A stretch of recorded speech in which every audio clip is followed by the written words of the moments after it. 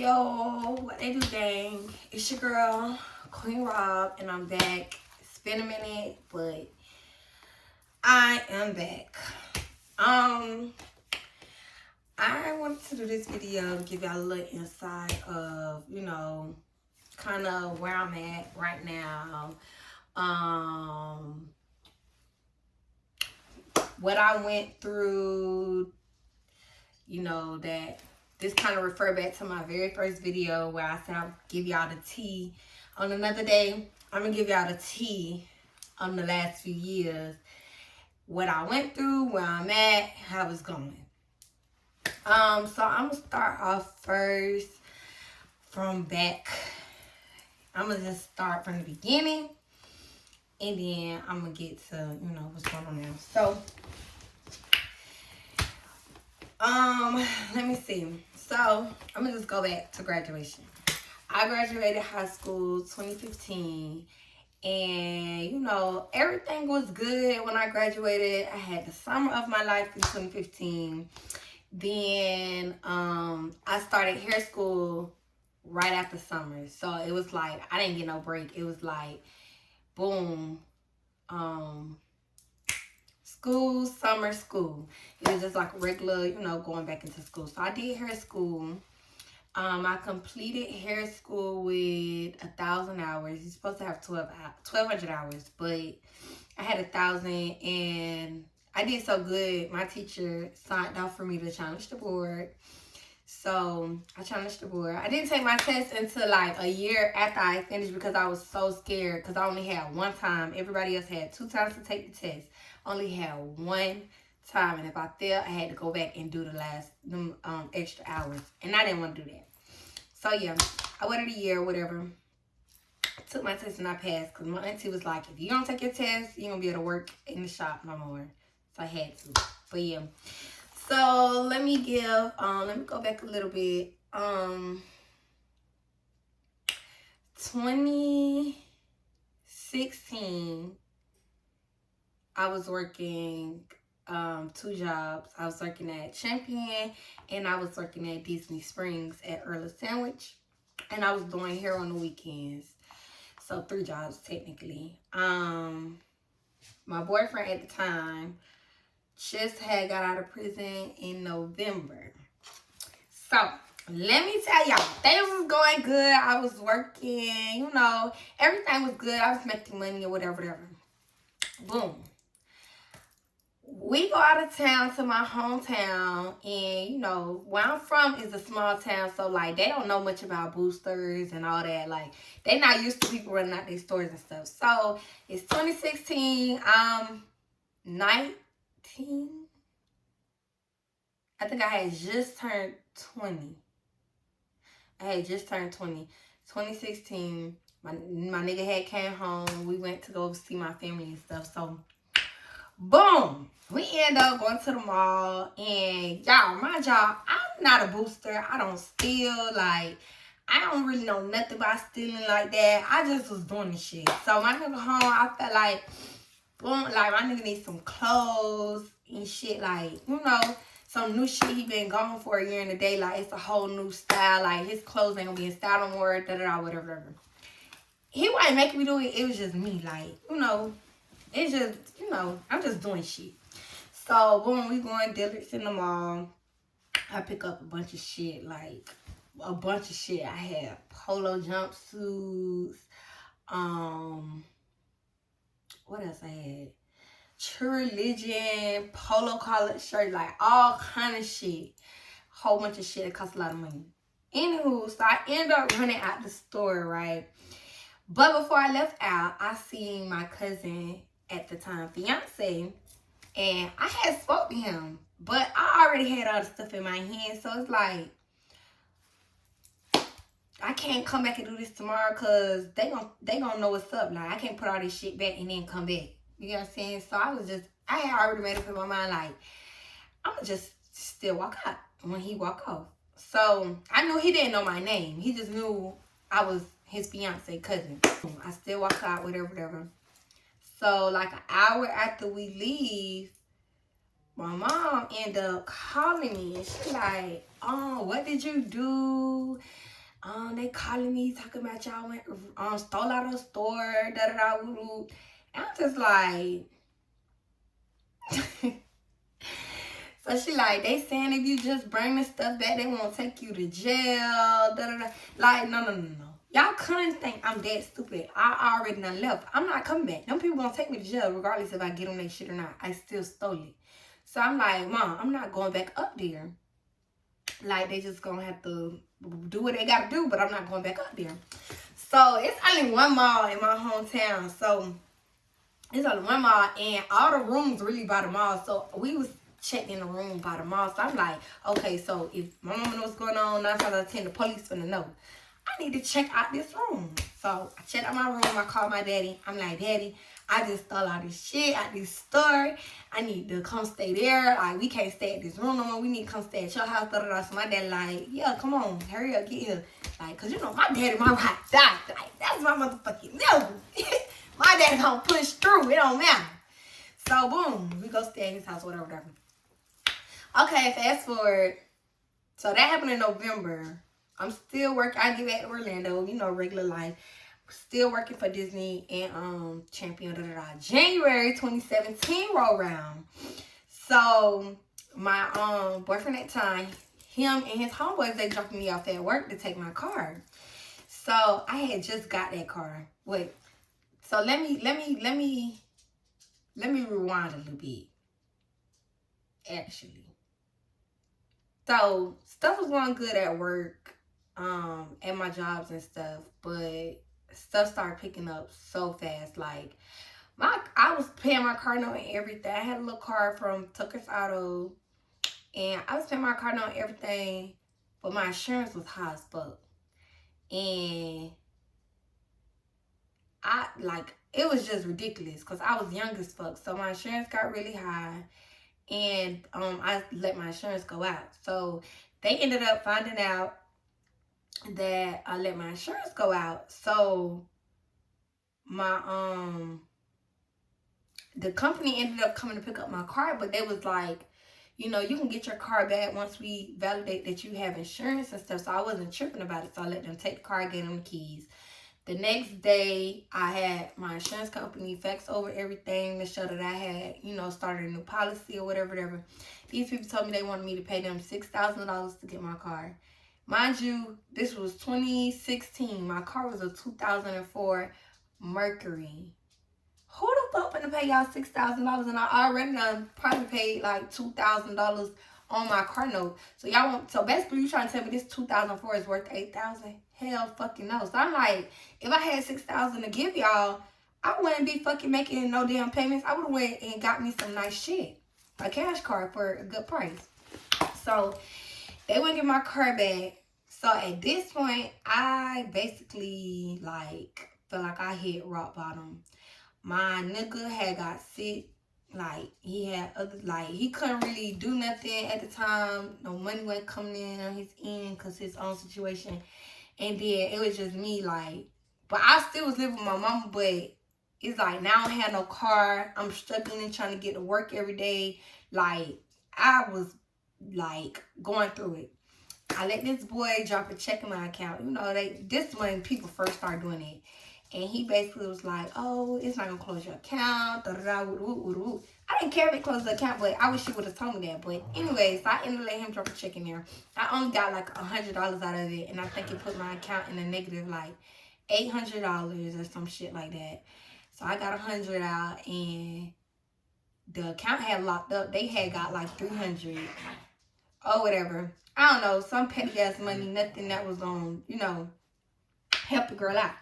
So my nigga homeboy, he was like giving me money to give gas to get to work and get home every day, da da da, whatever. Like, then every day I'm getting off work with no car, I'm making sure I get dropped out to my nigga. Like, we sleeping on the floor, shit, like all this. So boom. At that point, I feel like I hit rock bottom. I lost my car. Next thing that came around, boom, fast forward to all that shit that happened. And that, hey! I'm finna whoop y'all ass! I stole all that shit and stuff, and then, boom, I ended up losing my car not too long after that. Then after that, January around, okay, I had applied for this apartment. I had got approved. My moving date was supposed to be January 16th. I never forget. I ended up going to jail. 6 days. I ended up getting arrested at my job. Well, I was getting dropped off at my job. My nigga and his homeboys was dropping me off. The police, you know, they always at Disney. They end up running my tag, and they end up saying that I had a warrant. But I had been calling to see if I had a warrant because I kind of figured it was going to come. But they kept saying I didn't have a warrant. I didn't have a warrant. So it turned out to be a pocket warrant. So boom. So the officer like, yeah, you got a warrant, da da da. So they arrest me. I go to jail. I'm having my mama call the apartments, like trying to move my moving date back. Da da da. I done paid them this money. So the people like, oh, we can only move back this many days. I don't know when the fuck I'm getting out. Nothing. So it just was crazy. So I ended up doing 6 days, or yeah, like a week in jail, because I had to wait on the counter to come get me. I fucking lost 17 pounds within that week. Okay, that food was so nasty. What I can say though, I was in Orange County. The jail, like, it wasn't what I expected. Like, the bed was actually, well, like, the bigger door in the horizon. It was actually clean. Like, it wasn't like how it seemed on movies. Like, it wasn't nothing like that. It was a couple people in there. Well, one girl in there that I knew, and we just kind of talked, but she ended up leaving before me. Then I just kind of made, you know, a couple friends or whatever. But so other counter picked me up. Boom, I had to ride this van. Oh my God, y'all, that's what really made me like, I'm not coming back here. I'm not coming back to jail. I cannot do this. If I come back to jail, it's going to be something serious that I done did, and it's for a really good reason. But I'm not coming to jail for no stupid shit. Because that van ride, y'all, that was the worst. Like, the best thing about the van ride was we ate McDonald's. Like, that was the best thing, because the jail food was nasty. But the fucking van ride got metal fucking seats. Your ankles is fucking cuffed the whole time. Your arms is cuffed to your waist except one arm. Like, it is horrible. And then it's men and women on the van. Like, it's a gate that block y'all. Like, the men can't touch you or nothing, but they can talk to you through the gate. And when I ended up being on there by myself, we had to pick this man up, and he was going to prison. So I was the second to the last to get dropped off. This man kept like, oh, I'm finna go to prison. Can you show me something? Like, he just kept, like, I kept making myself go to sleep because that was the worst 10 hours of my life. So that definitely was a no. Then when I got to the county that my charge was in, which is a small country county, the fucking bitch, my bedroom is probably bigger than the damn dorm that they had us in. It was 13 bunks. The lockdown bunks is in there too. And the bunk that you use the bathroom and take a shower. I did not take a shower there. Nothing. All I knew was I'm gonna be here for one day, and I'm going to see the judge in the morning. My daddy better come get me soon as I see this judge. Like, nobody better not waste no time coming to fucking get me. So I boom, I see the judge. I get bummed out. I was able to go back to Orlando because I knew, like, my family know the bond lady. So boom, I come back to Orlando. Like, I didn't lose my 2 jobs, but they did want me to like get up my court documents. They want to know all my business, like what's going on with the charges and everything like that, which it was just too much. So I was like, fuck it. I had done lost my opportunity with my apartment, lost all the money that I gave them, and had to give that up. So now I'm back at square one. I just got out of jail. I just used the money that I did have to bond myself out. I'm like, I ain't got nothing but like $20 to my name. Top of the year of 2017. Like, is this how I'm gonna start this fucking year off? Like, cause I don't want to end it like that. So, boom. I end up, I was applying for a job, and I never had a problem getting a job, but it was like, I couldn't get a job. I'm applying, going to interview after interview after interview.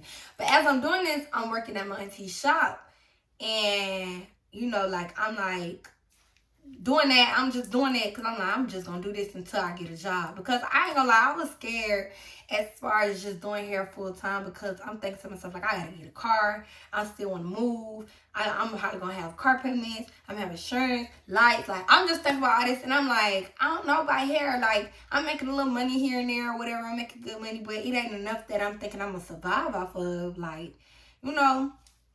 So, as I'm steady trying to look for a job and I'm steady working at the shop picking up. So I was doing commission, which I get 60% of what I make and the shop get 40%, which is my auntie. So I was doing that at first, and it's good to do whenever you're a new stylist, because you building, you know, in case you have a bad week, you're not missing no money. You don't make no money, but you don't miss no money because you don't have to pay booth rent. So, like, my clientele just getting bigger and bigger and bigger. By like February, I'm telling my auntie, I'm like my clientele picking up. Like, I think I can get off commission soon. Like, you know, she like, you know, whatever you gonna do, da-da-da. So boom, by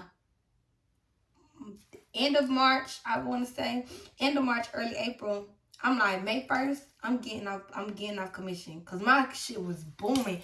And like I said, commission is good when you don't have a clientele, but when you start making that money, you're gonna end up giving out more than what you're making. Not more than what you're making, but you could be making more. So, like, say for instance, if you're making, I'm gonna do the math for y'all, for some of y'all. Say for instance, right? You did a week. You on commission. You did a week. You made $1,500. You cashed out for clients all week. You did $1,500 of sales in that week. You're gonna get $900 out of that, and you pay. So that means you paying into the shop $600 when you could be paying $150 for the booth rent. So yeah. So boom, May come, I go on booth rent. Shit start picking up. I apply for another apartment. I get an apartment. I moved out May 19th. I had done stacked up so much money from January to May, because I knew I still wanted to move. So I was running up my fucking bag. A nigga was out here doing whatever. I was running up my cheese. That's all I knew. And I was going to get it by any means. I made sure when I moved out that I had 3 times the rent saved up. And I made sure that I had, you know, like, emergency money and stuff. But right before I moved, I bought a cash car, a little Volkswagen. It was a little beat down Volkswagen. I paid $800 for it. It got me from point A to point B to run up a fucking check until I could get some better. So I had my Volkswagen, moving to my apartment. I'm steady working. Boom, you know, I think like May. So May came. I think I had my Volkswagen for like 7 months. Cause I did. I spent money to get my Volkswagen in January when I got out of jail. So I had my Volkswagen for 7 months, and then I saved up enough money and I bought my Pontiac, which I still got. Well, I just sold it to my stepdad, but I just sold it because I mean, I'm not gonna drive it. I got 2 other cars. I'm not gonna drive it. So I bought my Pontiac and sold the Volkswagen. Then fast forward, so stuff just was going good. Like, I was making a lot of money. I was doing good. Now let's fast forward to why I moved to Atlanta. So after, you know, just, you don't really know, like hitting rock bottom really motivates you, because you be like, what the fuck, like, bitch, like, yeah, I got my mama, I could stay there, whatever, but it's not nothing like having your own money, you know, moving on your own time, have your own car. I don't see how people do that, don't want their own shit, because I just can't.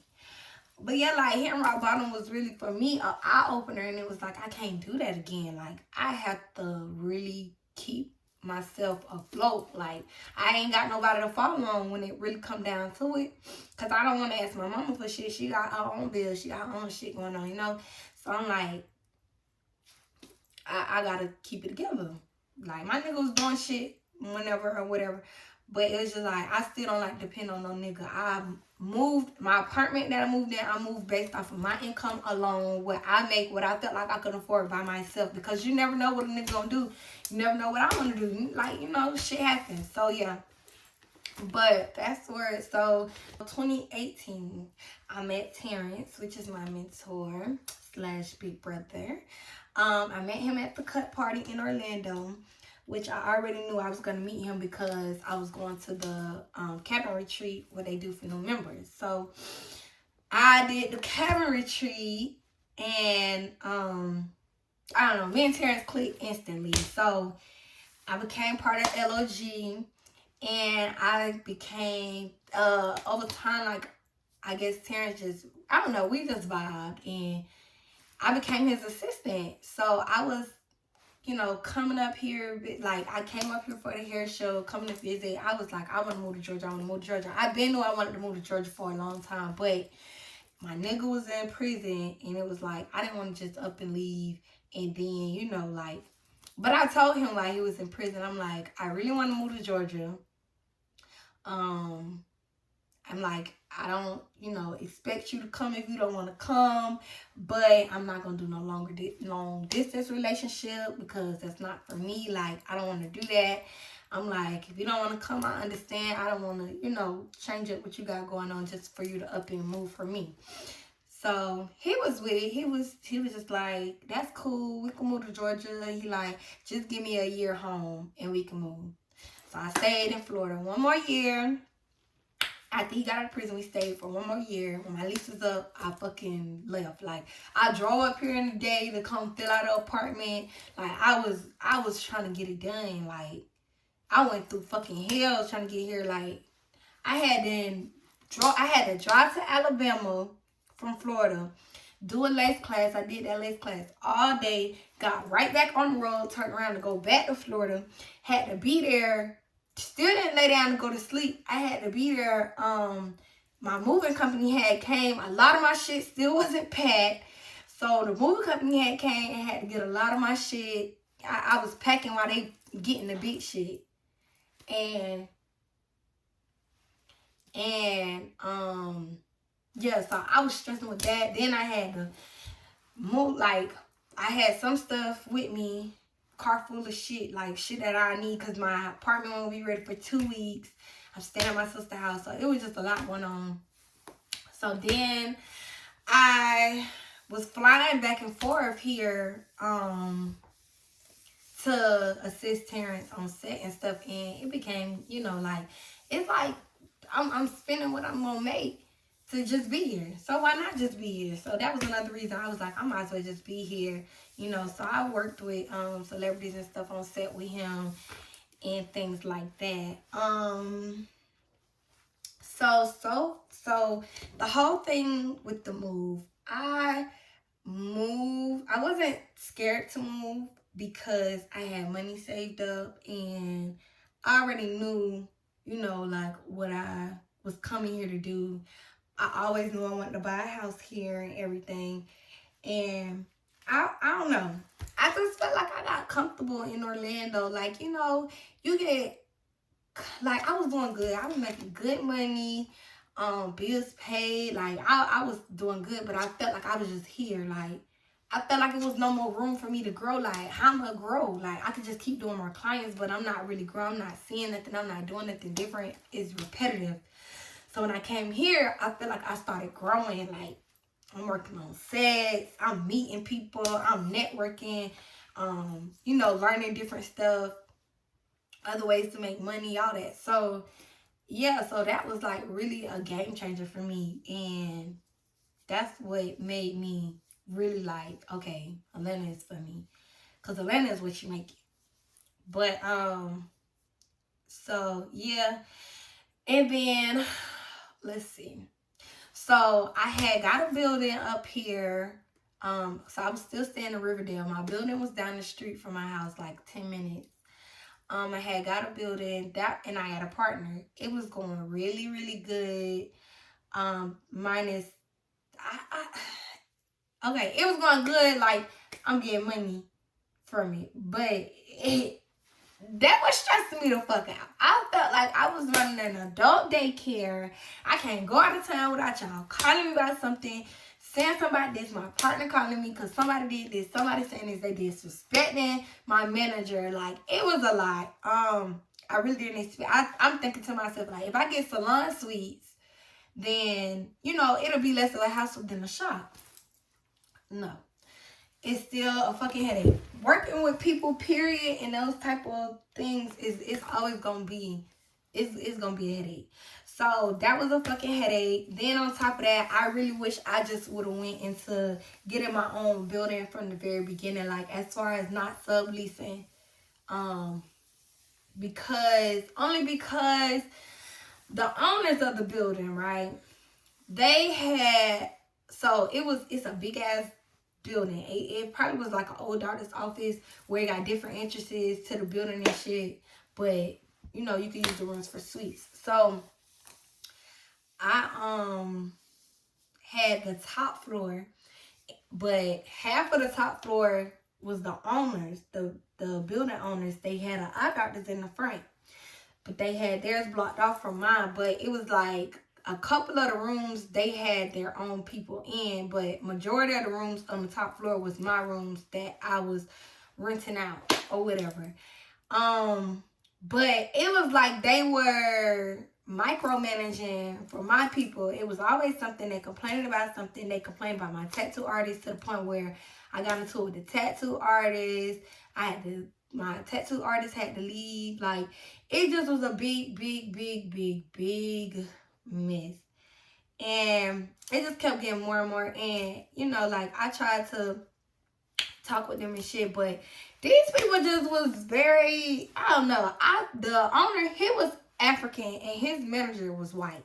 She act like she was the owner. She like one of them white girls who want, you know, who act a little, think they got a little oomph in them.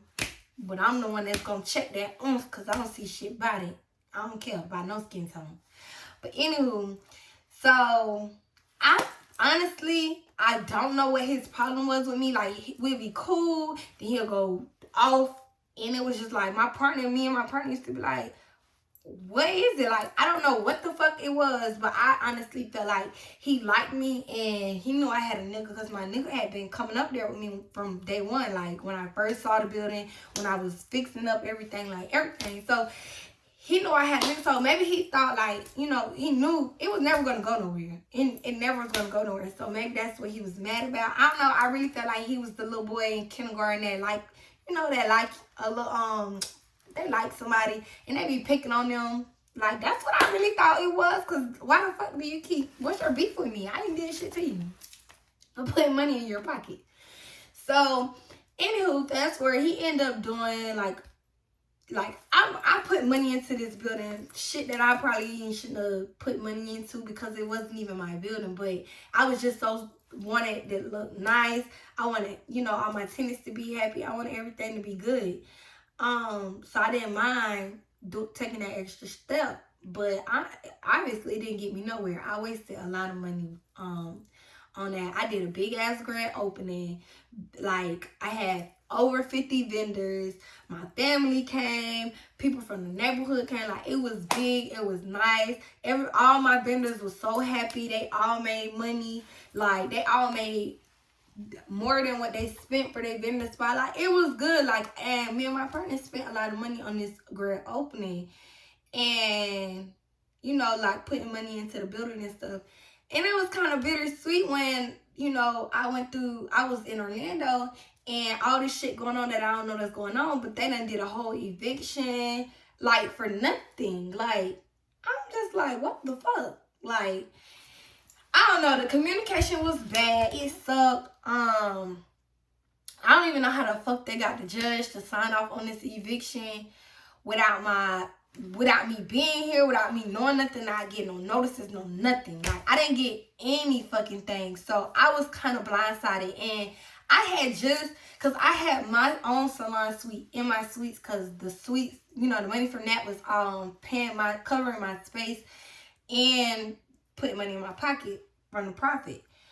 So I had just bought all my little stuff for my suite, but I really wasn't working in there. I think I did like 4 clients in there from the whole 8 months I had it or whatever, because I wasn't advertising it. And that was another thing that I messed up on. Like, I really wish I would have came down here and hit the ground running. I was kind of like standoffish for a year because I didn't want to work at a shop. I only had ever worked at one shop. I was scared of meeting new people. It was just a lot. So I went that route, and I was like, I could advertise myself, but I wasn't advertising like I should.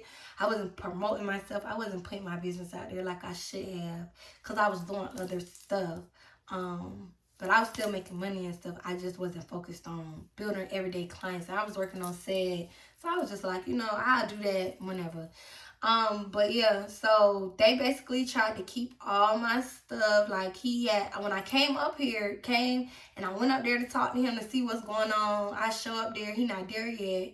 They like, oh, you can wait for him or whatever. The police come, and out of nowhere, like, I'm like, why the police here? Like, he had called the police on me. I told the police, like, I haven't did nothing to this man. I don't have no trespass. I don't know what's going on. So he like, oh, I did an eviction. Da, da, da. That's when I found out about the eviction. And I'm like, what? Like, what the fuck going on? I literally had to fly up here in a day from Florida. I left my car and everything. I just had to fly up here and fly back because I was working. So I'm like, what the fuck? Like, and I'm like, well, can I get my stuff? He tried to keep my vending machines and everything. So the officer's like, well, where's her stuff? He lied and said that the maintenance people cleaned out my suite.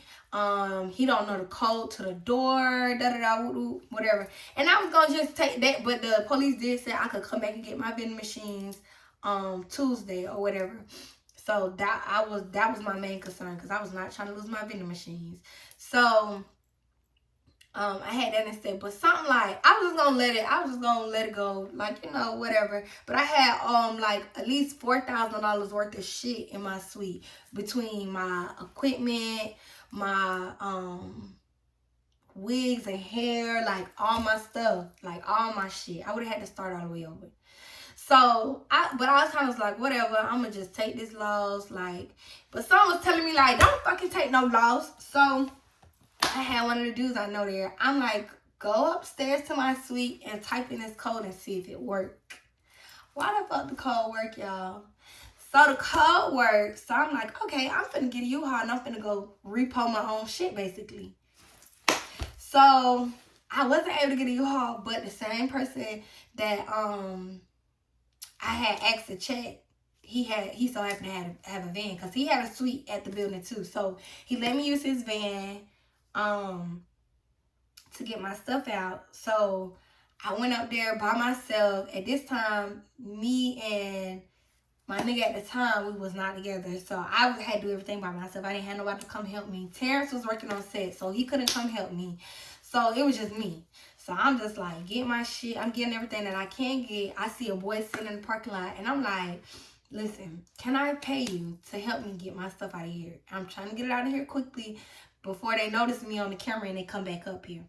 So the boy ended up helping me. I paid him $200 to help me get like the important shit. I left like my sink and this big ass station that I had just bought, because it would have been too much to try to take the station apart and do that. I wasn't trying to do that to the boy. He was just waiting to get a haircut. So I was like, it ain't that serious. I only had paid $100 for the station, and I got the sink for free. So I was like, whatever, I'll take that loss. That's better than, taking a $3,000 to $4,000 loss over, $100. So it was what it was. So I ended up getting all my stuff. And yeah. And now I'm working at, so that happened all in September. In the midst of me going through a major breakup, all of this was going on. So it was just a lot. The end of the year last year, I wasn't myself. Like, with that going on top of me going through this breakup, like, I'm going through a little depression. Nobody not really knowing like what I'm going through or whatever, because I don't wear my emotions on my sleeve, like, but I'm dealing with all this in my headspace.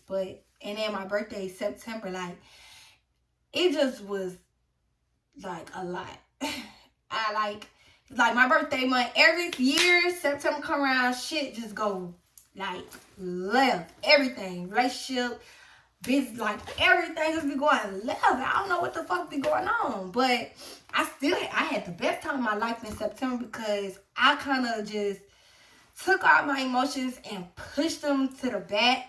And the way that I was expressing my emotions, I was hanging the fuck out with my friends, drinking. Like, I was getting in some drama shit. And I don't even do drama. Like, it was just a lot that was going on. But it was me. I wasn't in a good headspace. And I hurt a couple people that, you know, I really wish I didn't hurt. I know they probably know that it's not my intentions. And I still have yet to really talk with them about it, but I'm definitely gonna make sure they know that I know, you know, some shit was like fucked up or whatever. But I don't know. It was just a lot for me to handle around that time. And that was just the way that I coped with myself. I really wasn't myself. I was like being a wild child, like wild, like, you know, I wasn't being myself. Like, I was taking shit to the extreme. So that really was like, ugh. So, but I want to say by December, I kind of like, you know, started coming back down and getting myself back together because I didn't want to bring in a new year with that energy, and with that weight or whatever, or that, excuse me, or that energy. So I didn't want that in my spirit. I ain't want none of that in my spirit. So I, you know, prayed and stuff. So December came around. December was a good month. But yeah. So now I am working at this shop called Vice Beauty Lounge. I love it there. I met some good people. I'm making, you know, I got clients now. Like, I'm having steady clients. That's going good. I picked up another new thing that nobody don't really know about yet, but my close friends. And I'm not really ready yet to put it out there, but y'all will get a video on that soon. Oh, I bought a house. So let me tell you about my experience with buying a house. Where should I start? Originally, me and my ex was looking for a house together. I found this really good program, and you actually can use it in Florida, Georgia, and a couple other states. They out or whatever. It's called Divvy Homes, where they do rent to own. So I know a lot of people got a bad taste about rent to own, but that's when you're going through like private people. Like, if you go through them, this is an actual legit company, and yeah, it's better. So with Divvy, I went through Divvy first because so when you're looking for the home that you want, right? You get a realtor, like find your realtor. You're looking at houses that's for sale, not for rent, for sale. So it's really, you're still shopping like you're shopping for sale. And around the time that I was looking, the market, everybody was looking. Like, it took me 6 months to find a house. 6.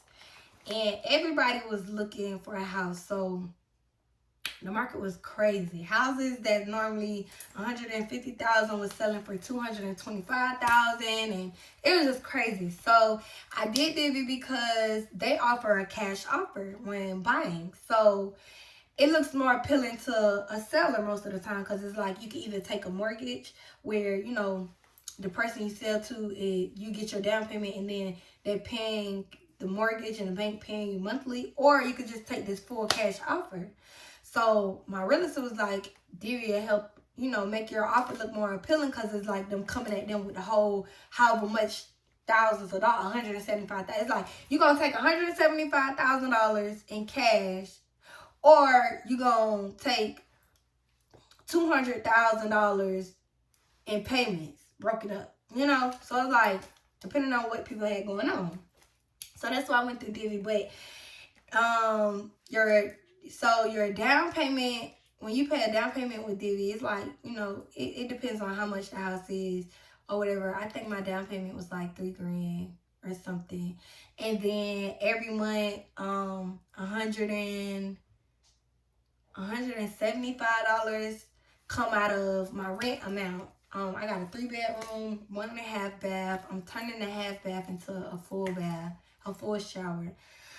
But I mean, it's just me, so 1 bathroom don't really bother me right now.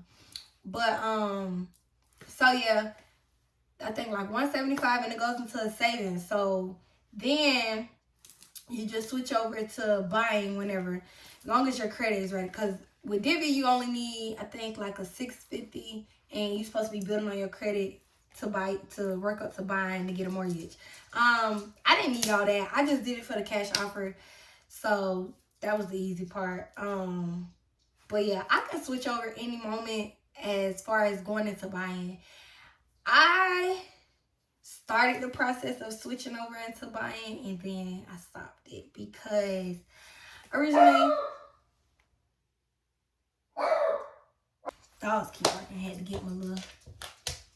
So originally I we was going into getting this house together. But I kind of just like, I don't know if I want to buy still.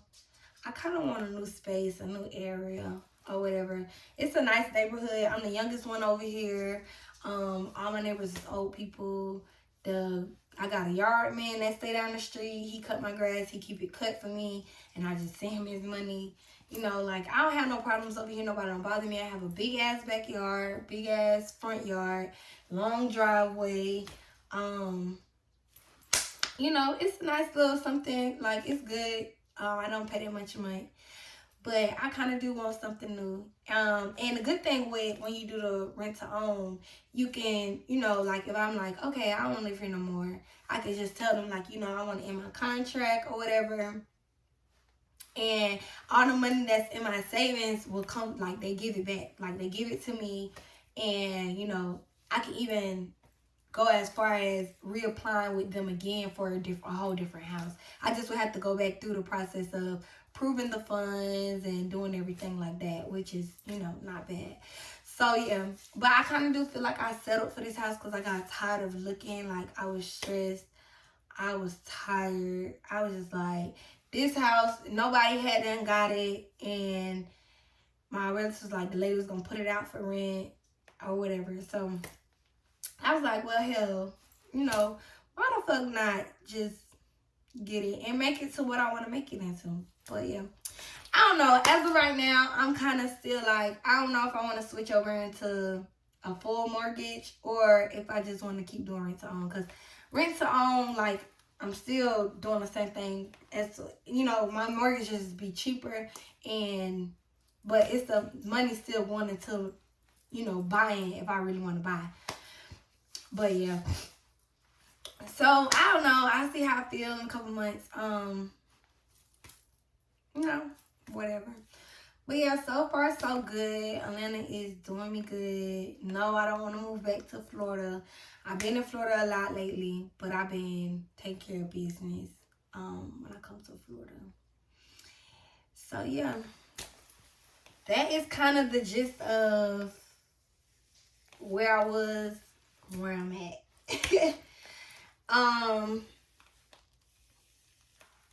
I got a lot of new stuff coming. A lot of stuff in store.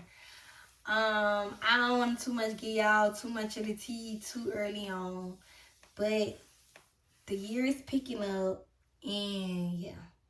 I keep telling y'all that every video. But it is. Shit. It's really like. Towards the end of this year, it's really going to get.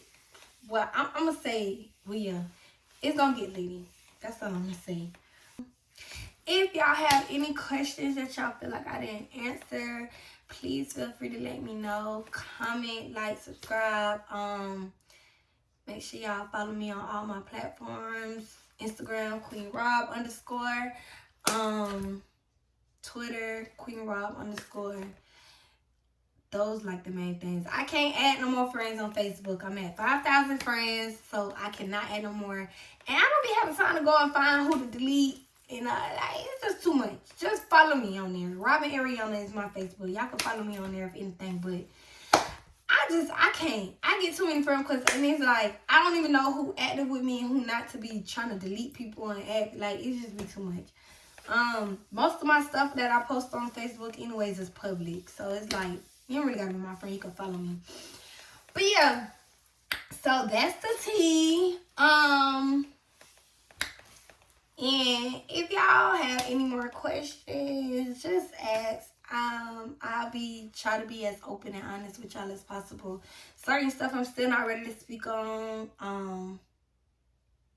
Yeah. As far as if it's about my ex, I just kind of want to stay away from that right now. Because some of y'all do be asking me questions about that. But I'm not ready to speak on that too much yet. Because it's like, you know, not saying it in a bad way. But just where I'm at in my headspace right now, my peace, you know, I'm still working to get my peace all the way back. So, yeah, I don't need that disturbing me right now. So, when I get ready to speak on that situation, y'all will be the first to know. But until then, keep it real. Tired of shit. It's 11:15. Tomorrow is Monday. I have to fucking work. I have 3 clients, 3 heads of box braids. And I have to start at 9 o'clock in the morning. So, that means I have to be up at 8 to get there on time. So, therefore, I'm going to take me a shower, kick up my feet, watch a little TV, and go to sleep. But, yeah, make sure y'all like, comment, subscribe, share my shit. Y'all stop being weird. Support your girl. Because one thing about me, I'm going to support y'all. Y'all start a YouTube channel and y'all say, go subscribe to my shit. Go like my shit. I'm going to support it. Because that's just how I am. That's just who I am. But yeah, y'all. I just kind of wanted to give y'all that insight of, you know, what's going on. Or whatever. But yeah, my message to y'all, don't give up. Hard times come. Everybody's seen them. Don't let this fucking social media shit fool y'all. Because when I was at the lowest point of my motherfucking life, a bitch ain't know. But I was going through fucking hell. You hear me? So yeah, don't judge everybody by what they posting or what they got on social media. Or, you know, because it ain't always that. Sometimes people laugh to not cry. Because I know I do. Yeah. A lot of y'all didn't even know I went through a lot of shit that I went through. But now you know. And that's cool. I'm cool with letting y'all in on the little inside of me. Or whatever. It's a lot more that I didn't speak on. But we're going to say that for another time. I told y'all that important shit. But yeah. I'm out.